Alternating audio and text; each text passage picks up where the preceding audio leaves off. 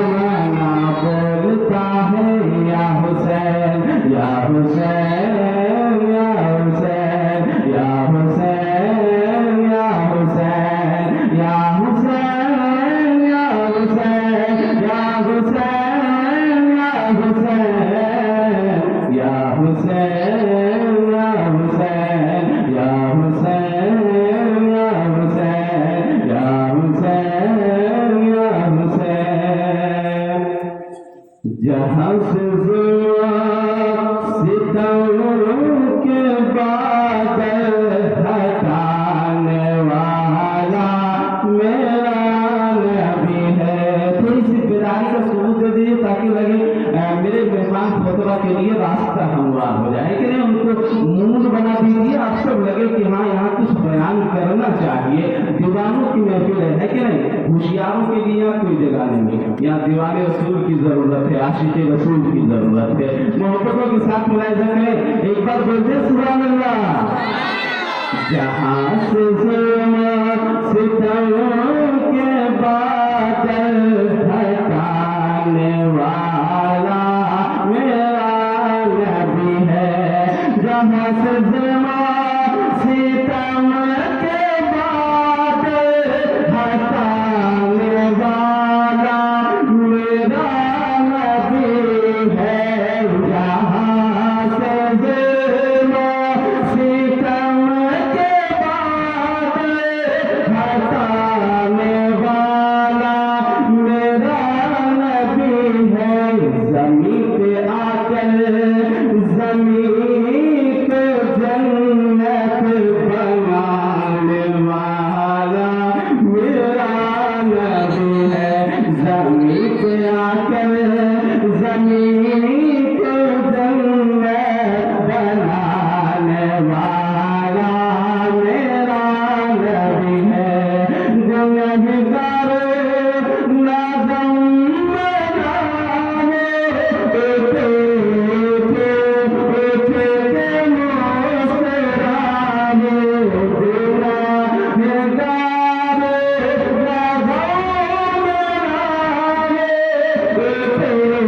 उठे के मुस्कुराने, खुदा के कहरे गज़ब से हमको बचाने वाला मेरा नबी है।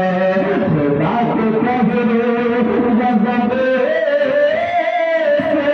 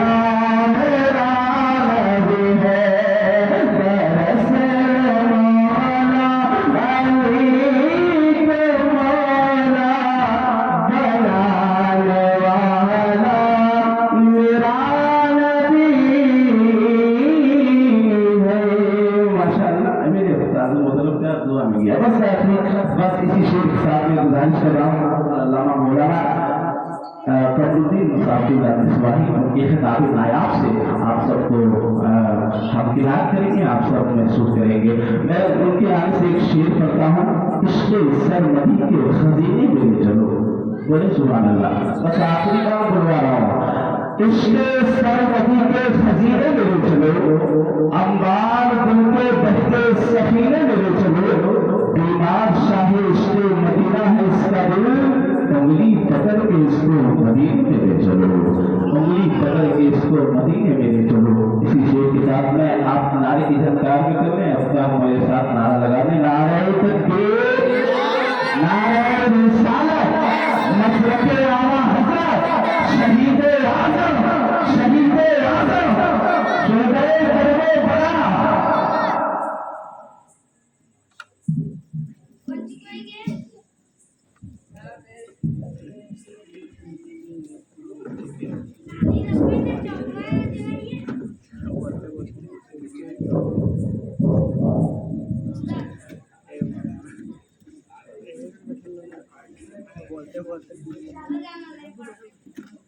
मुअज़्ज़ज़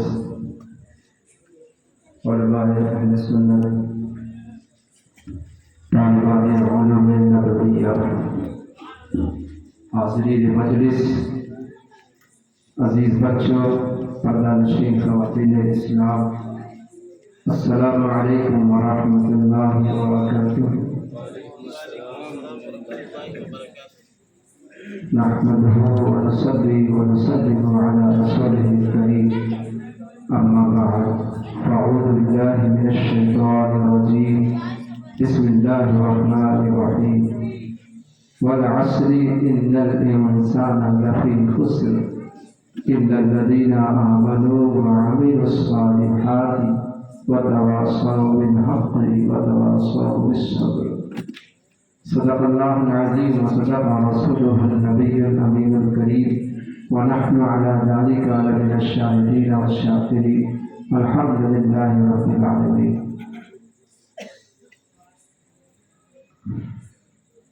आप हज़रात ने बड़ी मोहब्बत से मुझे सुनने के लिए बुलाया है और हम आप लोगों को देखकर ये महसूस कर रहे हैं कि शायद अब आप थक चुके हैं, सुनने का मिजाज महसूस नहीं होता है। और हमारे पेशरफ हमारे हजरत और मौलाना हैदर साहब कह रहे थे कि वो खतीब हिंदुस्तान की आमद है और फिर ये मायदास खतीब, बाकमाल खतीब। मुझे लगा कि इन लोगों ने मेरे बारे में थोड़ा कुछ ज़्यादा नहीं कह दिया। मैं उतने बड़े खतीब तो नहीं हूँ, बस ये है कि आपने बुलाया तो हम आपकी मोहब्बत में हाज़िर खिदमत हुए। और मुझे पता है कि आप थक चुके हैं, आंखों में नींद का खुमार दिख रहा है, मगर एक बात अर्ज करता हूँ कि अल्लाह के रसूल सल्लल्लाहु तआला अलैहि वसल्लम इरशाद फरमाते हैं कि दो आँखें ऐसी हैं जिससे जहन्नम की आग छू नहीं सकती। दो आँखें ऐसी हैं जिससे जहन्नम की आग छू नहीं सकती। एक वो आँख है जो अल्लाह की याद में रोवे, दूसरी वो आँख है जो अल्लाह के जिक्र और फिक्र में जागे सोए नहीं। ये दो आंखें ऐसी हैं जो अल्लाह की याद में रोती हैं, अल्लाह के जिक्र और फिक्र में जागती हैं। अल्लाह के रसूल फरमाते हैं ये दो आंखें वो हैं जिन्हें जहन्नम की आग छू भी नहीं सकती। और आपको पता है कि ये जो आंख है ये जिस्म से अलग नहीं हो सकती है, तो जब आंख को आग नहीं छू सकती फिर जिस्म को भी नहीं छू सकती। तो आप अल्लाह की मोहब्बत में अल्लाह के बरगुज़ीदा बंदे, हम शबीह मुस्तफा हज़रत इमाम हुसैन रज़ी अल्लाह तआला अन्हु की मोहब्बत में कोशिश करेंगे कि हम थोड़े आंसू भी बहाएं, कोशिश करेंगे कि थोड़ी देर हम जागे भी, تاکہ رسول پاک کی اس حدیث کی مصداق ہماری آنکھ ہو جائے اور جہنم سے ہماری آنکھ بچ جائے، اور جب آنکھ بچ جائے گی تو ہمارا وجود بھی بچ جائے گا۔ اب بلا تاخیر سرکار دو عالم صلی اللہ علیہ وسلم کی بارگاہ میں ہدیہ درود پیش کر دیے۔ اللہم صلی علی سیدنا مولانا محمد وعلی وسلم، صلاۃ و سلام علیک یا رسول اللہ صلی اللہ علیہ وسلم۔ محرم الحرام کی 7ویں تاریخ کا آغاز ہو چکا ہے، اور ہم کوشش کریں گے کہ اپنے گفتگو ہم یہیں سے شروع کریں۔ ابھی حصلہ میں جہاں میری خدمت ہوتی ہے، محرم کی پہلی تاریخ سے لگاتار اب تک کے وہاں میرا بیان چل رہا ہے، بڑی تفصیلی گفتگو چل رہی ہے وہاں پہ، لیکن وہ ساری باتیں جو آج سے ہم 7 دن پہلے سے شروع کیے ہوئے ہیں، وہ ساری باتیں تو آپ کو بتانا مشکل ہے، اس لیے بہت ہی شارٹلی ہم بات کریں گے۔ اور میں آپ کو بتا دوں کہ بہت لمبی چوڑی باتیں کرنے کا اور لفظوں میں گھمانے کی میری عادت نہیں، جتنا کچھ آتا ہے آپ کے سامنے رکھنے کی کوشش کرتا ہوں، اور اللہ کی بارگاہ میں دعا کرتا ہوں اللہ ان کے دل میں یہ بات اتار دے اور اس کے اندر جذبہ عمل پیدا کرے، تاکہ اگر آپ کے اندر عمل کا جذبہ پیدا ہوا، آپ کے دل میں محبت رسول اگر جاگزی ہوئی ہماری گفتگو سے، اور پھر آپ عبادت کی طرف مائل ہوئے، آپ کا قدم بڑھتا ہے اللہ کی عبادت کی طرف، اللہ کے ذکر اور فکر کی طرف، اللہ کی راہ میں ڈٹنے کا اور صبر کرنے کا اگر جذبہ اگر آپ کو پیدا ہوتا ہے تو یہ چیز میرے لیے ذریعہ نجات ہو جائے گی۔ اس کوشش میں ہم آپ کے یہاں آئے ہیں، آپ ہمارا ساتھ دیں گے، ہم گفتگو کریں گے، آپ جو ہی محسوس ہوگا کہ اب مجھے مزید گفتگو نہیں کرنی چاہیے تو میں فوراً اپنی باتیں کروں گا۔ 1400 سال کا طویل عرصہ گزر گیا، شہادت امام حسین یہ واقعہ ہوئے 1400 سال کا عرصہ گزر گیا، مگر جب بھی محرم کا مہینہ آتا ہے تو ایسا لگتا ہے کہ بالکل یہ واقعہ بالکل تازہ ہے، ابھی بھی ہوا ہے۔ ہم اپنے تصورات میں گویا کہ کربلا کی دھرتی پہ خیمہ حسین کو دیکھ رہے ہیں، عباس علمبردار فرات کے دریائے فرات سے مشکیزہ بھر کے لانے کی ناکام کوشش کر رہے ہیں، ہم اس چیز کو دیکھ رہے ہیں۔ ایسا لگتا ہے جب محرم کا مہینہ آتا ہے تو ایسا لگتا ہے کہ گویا کہ خیمہ حسین لگا ہوا ہے اور مصطفیٰ کی بیٹیاں پیاس سے تڑپ رہی ہیں اور مصطفیٰ کی نوازے میدان کربلا میں زخموں سے چور ہو رہے ہیں۔ آخر ایسا کیوں اتنا تازہ لگتا ہے؟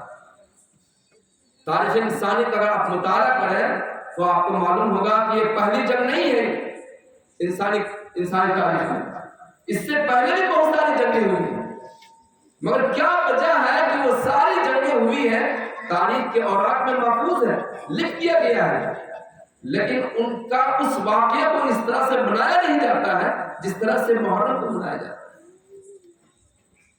اس کی وجہ یہ ہے کہ وہ جو اس سے پہلے بہت ساری جنگیں ہوئی ہیں تو 2 طاقتوں کا ٹکراؤ ہوا ہے، ان میں سے ایک کی جیت ہوئی ہے، ایک کی شکست ہوئی ہے، تاریخ میں لکھ دیا گیا، لیکن امام حسین کربلا کے میدان میں دین مصطفیٰ کے لیے لڑے تھے، نظام مصطفیٰ کے لیے لڑے تھے، قانون الہی کے لیے لڑنے کے لیے گئے تھے، تو جب تک کہ نظام مصطفیٰ زندہ ہوگا، باقی ہوگا، واقع امام حسین زندہ ہوگا، جب تک کہ دین مصطفیٰ زندہ ہوگا، واقع امام حسین زندہ ہوگا۔ نظام ملت اسلامیہ سرکار دو عالم صلی اللہ علیہ وسلم کی آمد سے پیش تک بہت سارے انبیاء کرام دنیا میں تشریف لائے، اللہ نے ان کو کتاب دی، ان کو مذہب دیا، انہوں نے لوگوں کے سامنے تبلیغ کی، کچھ لوگوں نے ان پر ایمان لایا، مگر 100 سال نہیں گزرے کہ ان کے ماننے والوں نے ان کے دین کو بدل کر رکھ دیا، تحریف کر دی۔ اور کیا وجہ ہے کہ 1400 سال کا طویل عرصہ گزر گیا مگر ہمارے مذہب اسلام میں اور ہمارے اللہ کی کتاب میں قرآن میں ایک حرف کی تبدیلی نہیں ہوئی۔ اس کی وجہ صرف اور صرف یہ ہے کہ ان انبیاء کرام کے سامنے ان کی اولاد میں ان کی امت میں کوئی حسین نہیں تھا،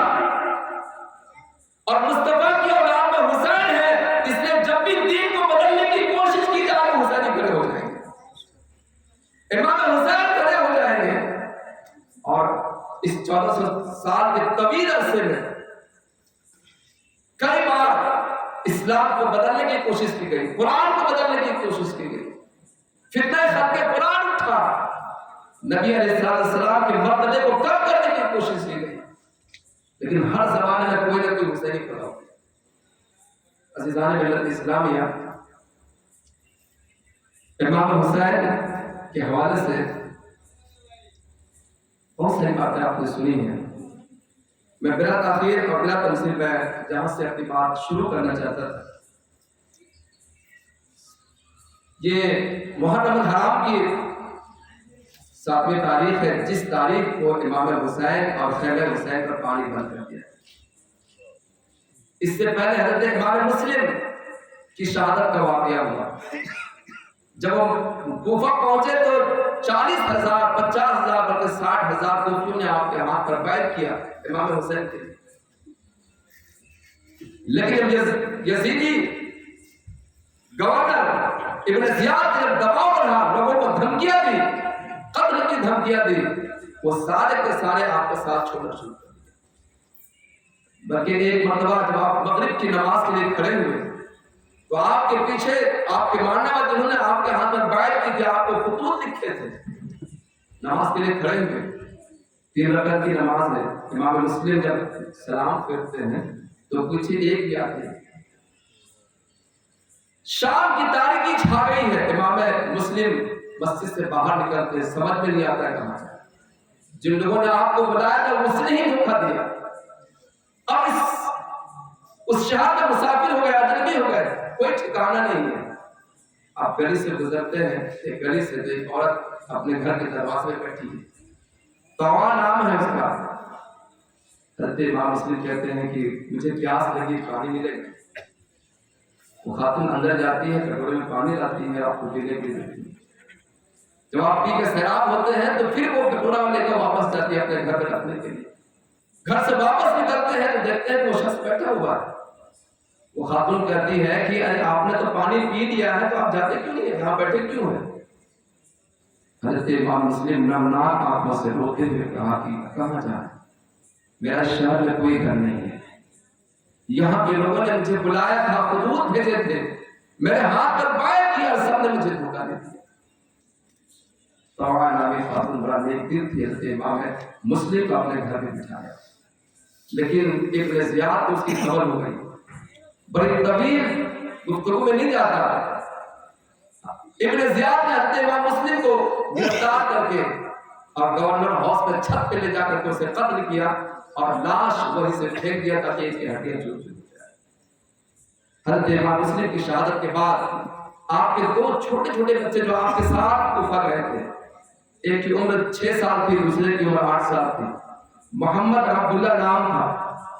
اس وقت یہ قاضی شرائع کے گھر میں تھے دونوں بچے، لیکن ابن زیاد نے اعلان کیا تھا کہ جو فرزندان مسلم کو امام مسلم کے بچوں کو جو پکڑ کے لائے گا اس کو ہم انعام دیں گے، ڈھیر سارے انعام دیں گے۔ اور جس کے بارے میں معلوم ہوا کہ ان کا بچوں کو اپنے گھر میں رکھے ہوئے ہیں اور مجھے اطلاع نہیں دے رہا، ہم اس کو سخت سزا دیں گے۔ قاضی شرائع نے کہا خطرہ محسوس کیا اور انہیں اپنے بیٹے اسد کو کہا کہ ان 2 بچوں کو ایک قافلہ مدینہ کی طرف آسو کا روانہ ہونے والا ہے، فجر کے وقت یا شام کے وقت، اس قافلے کے ساتھ ان بچوں کو کہا۔ اسد نامی حضرت قاضی شرائع کے بیٹے یہ جب بچوں کو لے کر کے گئے قافلہ کی طرف تو قافلہ دور نکل چکا تھا۔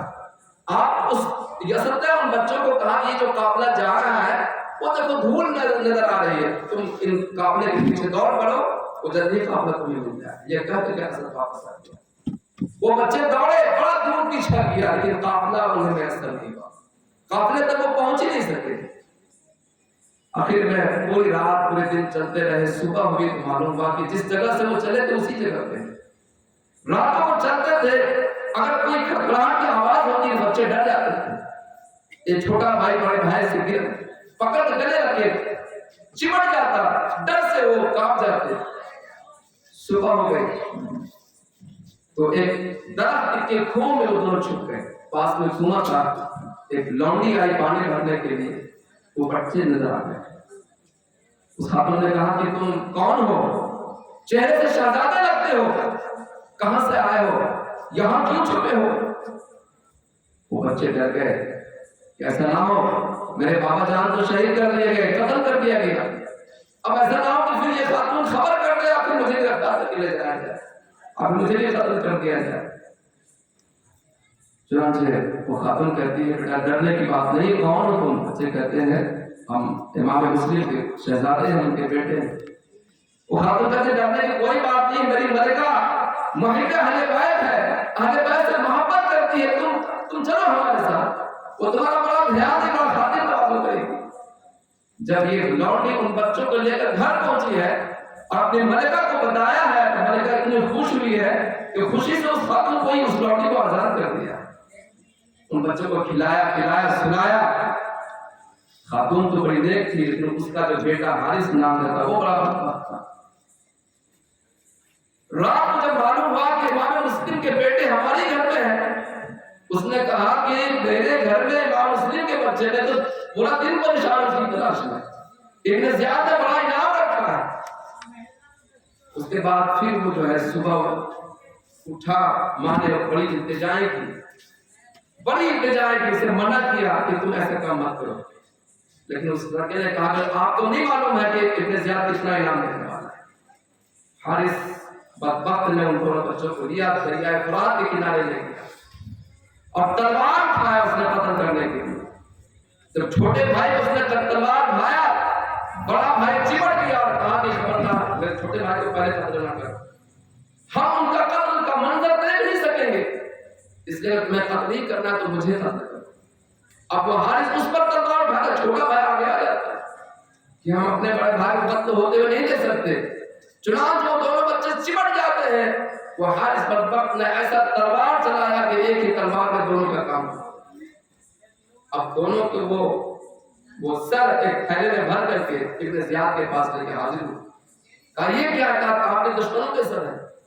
कहा बदबख्त हमने तो यजीद को ये खबर भेजा है कि मुस्लिम के इमाम मुस्लिम के बेटे यहाँ पे मौजूद है और वो जिंदा है, उनके साथ क्या करना है? अभी उसका जवाब भी नहीं, तुमने कत्ल कर दिया। इसने जल्लाद को हुक्म दिया कि इस शख्स को कत्ल कर दिया, सारा इनाम मिल गया उसको।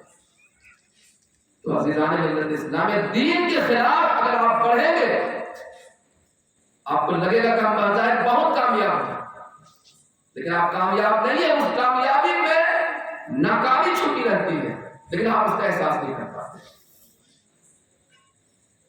हज़रत इमाम हुसैन रज़ी अल्लाह तआला अन्हु एक मुहर्रम हराम को करबला के मैदान के आसपास पहुंच जाते हैं। पहले मुहर्रम की तारीख को खुद बिन यजीद 1000 का लश्कर लेकर के आपको रोकने के लिए हाजिर हुआ। कहा कि आप यहां से जा नहीं सकते, उन्होंने आपको घेर लिया। और 7वें मुहर्रम से पहले इब्न साद नामी शख्स अम्र बिन साद कई हजार फौज लेकर के आए आपके मुकाबले में। यहां तक कि 9वीं मुहर्रम हराम के शाम के वक्त एक शोर पैदा हुआ कि इन पर हमला कर दिया जाए। हज़रत इमाम हुसैन रज़ी अल्लाह तआला अन्हु कहते हैं कि पता करो कैसा शोर है। तो कहते हैं कि या तो तुम यजीद की बात कर लो या फिर लड़ने के लिए तैयार हो जाओ। हज़रत इमाम हुसैन कहते हैं कि बैत तो नहीं करूंगा, यजीद के हाथ पर बैत नहीं करूंगा, अलबत्ता इसके अलावा मैं जो करना है कर लो, मगर मुझे एक रात की मोहलत दो। हज़रत इमाम हुसैन रज़ी अल्लाह तआला अन्हु ने अपने खेमे के लोगों को बुलाया और कहा कि लोगों मेरे साथियों, मेरे चाहने वालों, मेरे साथ मेरे हमराहियों, यजीद को अगर किसी का सर चाहिए तो वो मैं हूं, उसको तुमसे कोई सरोकार नहीं है। इसलिए कि रात की तन्हाई में हज़रत इमाम हुसैन ने चिराग भी बुझा दिया कि जिसे जाना है वो हमें छोड़कर चला जाए, हमें उसे कोई शिकायत नहीं होगी, मैं उसे इजाजत देता हूं कि हमें छोड़कर चला जाए।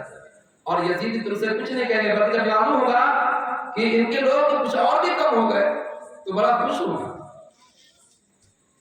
लेकिन अल्लाह अल्लाह, उनके जो मानने वाले उनके साथ 72 नफूस कुदसियां हैं। इमाम हुसैन के 1000 इस्लाम के बाद भी उन्होंने कहा कि इमाम हुसैन, हम आपको छोड़ करके, तरह छोड़ करके हम चले जाएंगे, आपके नाना जान को हम क्या मुंह दिखाएंगे। रात भर اللہ کی عبادت میں لگے رہے امام حسین رضی اللہ عنہ۔ یہ وہی سنت ہے کہ اللہ کے رسول صلی اللہ علیہ وسلم جنگ بدر کے موقع میں جس صبح کو جنگ ہونا ہے رات بھر عبادت کرتے رہے، اللہ کی بارگاہ میں دعائیں کرتے رہے، اللہ یہ تھوڑی سی جماعت ہے، یہ میری کل محنت کی متاع ہے، اگر آج یہ ہلاک ہو جائیں گے لن تعبد ابدا، پھر تیری کبھی عبادت نہیں ہو پائے۔ حضرت امام حسین رضی اللہ تعالیٰ عنہ پوری رات عبادت کی، اللہ کی بات کرتے رہے۔ صبح جب ہوئی تو جب سورج نکلا تو جنگ کا نقارہ بچ گیا۔ حر بن یزید جو یزیدی خیمے میں تھا وہ کہا کہ آپ کیا تم واقعی ان سے جنگ کرو گے؟ کہا ہاں ہم جنگ کریں گے، اپنے ساتھ سے بات کریں گے۔ کہا یہ نواسے رسول ہیں، ہم شبیہ مصطفیٰ ہیں، ان کے نانا کا کلمہ پڑھتے ہیں، کیا تم اسی سے جنگ کرو گے؟ ابن سعد کہتا ہے کہ لڑنے کی میری بھی چاہت نہیں ہے مگر تمہارا حق کی مانتا نہیں ہے، اس لیے مجبوری ہم اسے لڑیں گے۔ اچانک حر کی جو حالت ہے وہ ایک دم سے بدلنے لگے۔ حضرت حر کہتے ہیں وہ اپنے گھوڑے کو ایڑ لگاتے ہیں اور یزیدی خیمے سے نکل کر کے خیمے حسین میں جاتے ہیں اور کہتے ہیں امام حسین ہم نے آپ کو پہلی رات کو روکا تھا محرم کی پہلی تاریخ میں، لیکن مجھے معلوم نہیں تھا کہ نوبت یہاں تک آ جائے، آپ کو بھوکا پیاسا رکھا جائے گا، آپ کے ساتھ جنگ کی جائے گی، یہ بھیڑیا آپ کو قتل کریں گے۔ مجھ سے بڑی غلطی ہو گئی، میں سچے دل سے اللہ سے تو اللہ کی بارگاہ میں توبہ کرتا ہوں اور آپ سے معافی چاہتا ہوں کہ آپ مجھے معاف کر دیں گے۔ امام حسین کہتے ہیں ہاں ہم تمہیں معاف کر دیں گے۔ وہ کہتا ہے کہ کیا اللہ کی بارگاہ میں ہم نے سچے دل سے توبہ کی ہے، کیا اللہ ہماری توبہ کو قبول فرمائے گا؟ حضرت امام حسین کہتے ہیں یقیناً اللہ تمہاری توبہ کو قبول فرمائے گا۔ عزیزان ملت اسلامیہ، اس کے بعد امام حسین کہتے ہیں کہ گھوڑے سے اتر جاؤ، وہ کہتا ہے حر بن یزید کا دھیان کیسے ہم نہیں اتریں گے جب تک کہ مجھے اتارا نہیں آیا، یعنی جب میں جنگ کرتے کرتے مارا نہ جاؤں تب تک میں گھوڑے سے نہیں اتروں گا۔ اور جتنے بھی جانشینان آئے تھے آپ کے مارنے والے محبت کرنے والے، سب سے پہلے انہوں نے اپنی جانیں دی ہیں۔ پھر حضرت امام حسین کے بڑے بیٹے علی اکبر، ان کے بھتیجے حضرت امام قاسم بن حسن اور ان کے شیر خوار بچہ حضرت امام علی اصغر کا ایک بات کے سب شہید ہو جاتے ہیں۔ لڑائی کا وہ جو طریقہ تھا وہ یہ ہے کہ ایک شخص یزیدی خیمے سے نکلتا تھا، وہ للکارتا تھا، ادھر سے امام حسین کے خیمے سے ایک شخص آتا، دونوں میں ہاتھا پائی ہوتی، تلوار زنی ہوتی اور اس طرح سے جنگیں ہوتی، ایک مارا جاتا ہے کامیاب ہوتا ہے۔ لیکن جب تک ایک ایک کر کے جنگ لڑتے رہے سب ناکام ہوتے رہے، یزیدی فوج کٹتی رہی۔ آپ اندازہ کیجئے 72 نفوس قدسیہ یا 22,000 کا لشکر جبار ہے، لیکن لڑنے کی کسی کی طاقت نہیں، یہاں تک کہ انہوں نے کہا کہ ایک ایک کر کے ان سے مقابلہ نہیں کر پاؤ گے، اس لیے یکبارگی حملہ کرو۔ یکبارگی حملہ کرتے ہر طرف سے لڑتے، لیکن امام حسین رضی اللہ تعالیٰ عنہ کے لوگ اس بے جگری سے دلری سے لڑتے کہ تنہ تنہ کئی لوگوں کا خاتمہ کرتے، کئی لوگ قتل کر ڈالتے، واصل جہنم کرتے۔ جب یزیدی اس پہ بھی ناکام ہوتے تو تیر اندازوں کو حکم دیتے کہ یکبارگی اس پر تیر برساؤ، یہاں تک کہ وہ تیروں کے زخموں سے لہولہان ہو جاتے اور زمین پر گر جاتے۔ آخر میں سب ایک ایک کر کے سب شہید ہو گئے تھے۔ عباس علم بردار انہوں نے کہا کہ بھائی جان میں دیکھتا ہوں کہ ان بچوں کی پیاس مجھ سے دیکھی نہیں جاتی، 3 دن سے بھوکے پیاسے ہیں۔ سکینہ جو 6 سال کی بچی ہے، حضرت امام حسین کی بیٹی ہے، لاڈلی پیاری، کہتے ہیں کہ عباس علم بردار کہتے ہیں کہ مجھ سے دیکھنے نہیں آتی اس کی پیاس، آپ اجازت دیجیے کہ فرات جاؤں وہاں سے پانی لے کر کے آؤں اور ان کی پیاس بجھاؤں۔ چنانچہ بہت اصرار کے بعد امام حسین اس کی اجازت دے دیتے ہیں۔ عباس علم بردار جب جاتے ہیں فرات کی طرف، یزیدی بھیڑیے اس کی طرف آتے ہیں، مقابلہ ہوتا ہے، عباس علم بردار سب کو شکست دے کر کے دریا فرات میں چلے جاتے ہیں، مشکیزہ بھرتے ہیں اور چاہتے ہیں کہ ہم بھی اپنی پیاس بجھا لیں، لیکن خیال آتا ہے کہ سکینہ بھی تو پیاسی ہے۔ کئی لوگ ہیں جو پیاسے ہیں، وہ بہت پیاسے ہوں گے، میں پانی پی لوں، انہوں نے چلو میں جو پانی دیا اس نے پھینکا اور پھر واپس پانی۔ یزید نے اس پر یکبار کے حملہ کیا، ایک شخص نے پیچھے سے وار کیا، جس ہاتھ میں مشکیزہ پکڑے تھا وہ ہاتھ کٹ کے الگ ہو گیا۔ حضرت عباس علمبردار نے تیزی سے دوسرے ہاتھ میں مشکیزے کو تھام دیا۔ ایک شخص اس نے اچانک حملہ کیا، اس کا دوسرا ہاتھ بھی کٹ گیا۔ حضرت عباس علمبردار نے تیزی سے مشکیزے کو اپنے دانت سے پکڑا۔ ایک شخص نے دور سے تیر ایسا مارا کہ مشکیزہ کو چھیدتے ہوئے آپ کے سینے میں پیوست ہو گیا اور سارا پانی گر گیا، اور اس طرح سے لڑتے لڑتے عباس علمبردار بھی شہید ہو جاتے ہیں۔ عزیزان ملت اسلامیہ، واقعہ کرنا اتنا طویل ہے کہ اس کو ایک دن میں اور ایک گھنٹے میں بیان نہیں کیا جا سکتا ہے۔ سب سے آخر میں حضرت امام حسین رضی اللہ تعالیٰ عنہ وہ جبہ پہنتے ہیں، ہاتھ میں تلوار ذوالفقار تھامتے ہیں، خوف پہنتے ہیں اور حضرت زینب کو نصیحت کرتے ہیں، زینب میری چھوٹی سی بیٹی سکینہ، اس کا خیال رکھنا۔ ذوالجناح پہ سوار ہوتے ہیں، تلوار ہاتھ پہ ہے اور کہتے ہیں ذوالجناح اب آگے بڑھ، قدسیان فلک انتظار پہ ہے۔ ہمارے نانا جناب محمد رسول اللہ صلی اللہ علیہ وسلم ہاتھ میں جامے کوثر لیے میرا انتظار کر رہے ہیں، اے ذوالجناح آگے بڑھ، سوئے مقتل چل۔ لیکن وہ گھوڑا آگے نہیں بڑھتا، ذوالجناح آگے نہیں بڑھتا۔ آپ بار بار ایڑ لگاتے ہیں کہ آگے بڑھ، چلو، لیکن ذوالجناح آگے نہیں چلتا۔ امام حسین دیکھتے ہیں کہ ماجرا کیا ہے، تو ان کی بیٹی جو 6 سال کی بچی تھی وہ گھوڑے سے ٹانگوں سے لپٹ کر کے پڑی ہوئی تھی۔ گویا کہ سکینہ یہ کہہ رہی ہے کہ ذوالجناح آگے مت جانا میرے بابا جان کو لے کر کے، کیونکہ جو بھی اس طرف گیا ہے واپس نہیں آیا ہے، اب میرے بابا جائیں گے یہ بھی واپس نہیں آئیں گے۔ حضرت امام حسین گھوڑے سے نیچے اترتے ہیں، اپنی بیٹی کو اٹھاتے ہیں، زینب کے حوالے کرتے ہیں کہ زینب اب میری بیٹی کا تو ہی خیال رکھنا۔ حضرت امام حسین رضی اللہ تعالیٰ عنہ کوفی رسالت میں تقریر کرتے ہیں، پھر تلوار زنی ہوتی ہے، نیزہ بازی ہوتی ہے، آخر میں یک بار چاروں طرف سے ان پر تیروں کی بارش ہوتی ہے اور حضرت امام حسین رضی اللہ تعالیٰ عنہ لڑتے لڑتے گھوڑے سے گر پڑتے ہیں سجدے کے حالت میں، اور اللہ سے سرگوشی کرتے ہیں کہ اللہ کیا تو حسین سے راضی ہے؟ امام حسین رضی اللہ تعالیٰ عنہ سجدے میں جاتے ہیں تو ایک آواز آتی ہے، یا ایتھا النفس المطمئنہ ارجعی الی ربک راضیۃ مرضیہ، اے نفس مطمئنہ لوٹ آ میری طرف، ہم تم سے راضی ہیں، تو بھی ہم سے راضی ہے، فادخلی فی عبادی، میرے بندوں میں نیک بندوں میں داخل ہو جا، وادخلی جنتی، میری جنت میں چلے آ۔